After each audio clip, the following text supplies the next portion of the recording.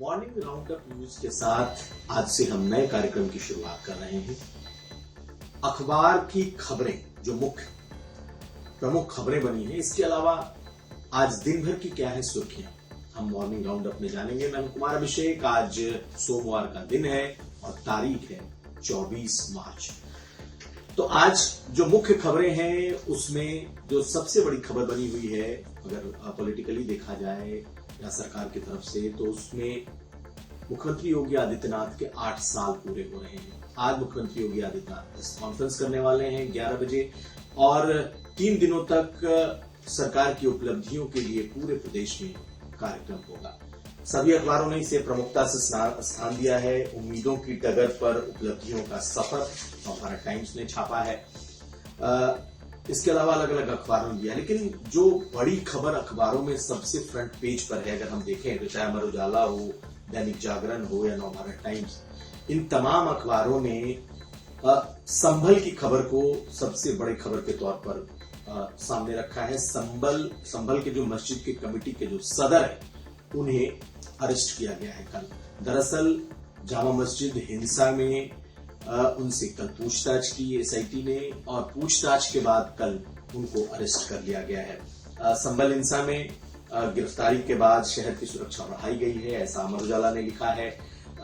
संभल मस्जिद के कमेटी के सदर अरेस्ट हुए हैं और जो हिंसा हुई थी जामा मस्जिद के बाद, उसमें इनकी भूमिका को पूछताछ में पाया गया है, ऐसा पुलिस का कहना है और उसके बाद उनकी गिरफ्तारी हुई है। हालांकि जो खबरें आई उसके हिसाब से वकीलों ने उनकी गिरफ्तारी का विरोध भी किया और जब उन्हें अरेस्ट करके ले जाया जा रहा था तो चंदौसी जो कि संभल का है, वहां पर उस कोर्ट में वकीलों ने नारेबाजी की। दैनिक जागरण ने बड़े तौर पर छापा है, सबसे पहली लीड जागरण ने बनाई है और उसने लिखा है कि कोतवाली में जब उन्हें बुलाया गया, 4 घंटे की पूछताछ की गई और शाम को जो न्यायिक मजिस्ट्रेट हैं उनके कोर्ट में पेश किया गया। जमानत की अर्जी भी दाखिल की गई है, लेकिन कोर्ट ने 2 दिनों के न्यायिक हिरासत में भेज दिया है। उन पर 24 नवंबर 2024 को जामा मस्जिद के सर्वे के दौरान भीड़ को पुलिस के ऊपर फायरिंग करने की बात कहकर भड़काया था, ऐसे आरोप है। तो सबसे बड़ी खबर जामा मस्जिद के जो सदर हैं उनकी गिरफ्तारी की है। इसके अलावा सभी खबरों ने बड़ी प्रमुखता से अगर एक खबर को लिया है तो वो है लखनऊ के बख्शी के तालाब में एक महिला जब अपने पति के साथ अपने छत पर टहल रही थी और सामने जो लॉज है जिसमें स्टूडेंट्स लड़के रहते हैं वो शोर मचा रहे थे और महिला ने अपने छत से उन्हें रोका, तो उसके बाद वहीं लॉज से गोली चली और उस महिला की मौत हो गई है। झगड़ा करने पर मना किया क्योंकि हंगामा हो रहा था और सभी खबरों में, चाहे अमर उजाला हो, नवभारत टाइम्स हो, दैनिक जागरण हो, हिंदुस्तान, सभी ने इस खबर को बड़ी ही प्रमुखता से लिया है। और दरअसल ये मामला है बख्शी के तालाब का आह्लादपुर ब्रजधाम कॉलोनी पे, ये कल का ही मामला है। इसे आज अखबारों ने बड़े स्तर पर लिया है। और अगर हम देखें भीतर की खबरों में, तो नंद किशोर गुर्जर की खबर जो पॉलिटिकल है वो सबसे ज्यादा चर्चा में है, सुर्खियों में है।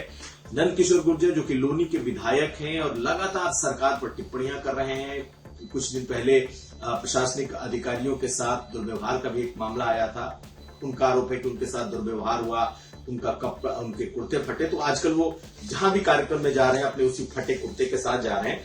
लेकिन जिस तरीके से उन्होंने टिप्पणियां की हैं उसके बाद केंद्रीय नेतृत्व ने इस पर संज्ञान लिया है और उत्तर प्रदेश की बीजेपी ने उन्हें कारण बताओ नोटिस जारी किया है। ये सभी अखबारों ने अपने यहां इसे जगह दी है, चाहे दैनिक जागरण हो, चाहे अमर उजाला हो, नवभारत टाइम्स हो, हिंदुस्तान हो। और सार्वजनिक रूप से सरकार की आलोचना करने का नेतृत्व ने संज्ञान लिया है। इन्हें 1 हफ्ते का टाइम दिया गया है और पूछा गया है कि आपके विरुद्ध अनुशासनहीनता की कार्रवाई क्यों न की जाए। नंदकिशोर गुर्जर लगातार योगी सरकार और योगी आदित्यनाथ उनकी जो ब्यूरोक्रेसी है उसके खिलाफ मुखर हैं और बहुत वक्त से लगातार आलोचना कर रहे हैं। तो इन तमाम अखबारों ने इस खबर का बड़े तौर पर संज्ञान लिया है। और अगर हम देखें दैनिक जागरण ने कुछ और खबरों को अपने यहाँ ज्यादा जगह दी है, तवज्जो दिया है। हम वो भी आपको दिखाने की कोशिश करते हैं। लोनी के विधायक के अलावा एक खबर अखिलेश यादव, खास करके अगर देखा जाए तो जिस तरीके से अभिषेक प्रकाश का मामला आया है, इसको भी तमाम अखबारों ने अपने यहाँ जगह दी है, बड़े स्तर पर दी है, क्योंकि उनके खिलाफ मुख्यमंत्री ने बड़ा कड़ा एक्शन लिया और उन्हें निलंबित किया है। दरअसल इन्वेस्ट यूपी के सीईओ हैं और एक सोलर कंपनी में 5% घूस मांगने के मामले में उन पर यह कार्रवाई की गई है। मुख्यमंत्री के कार्रवाई के बाद जो अखिलेश यादव ने कहा है उसे बड़ी तवज्जो मिली है।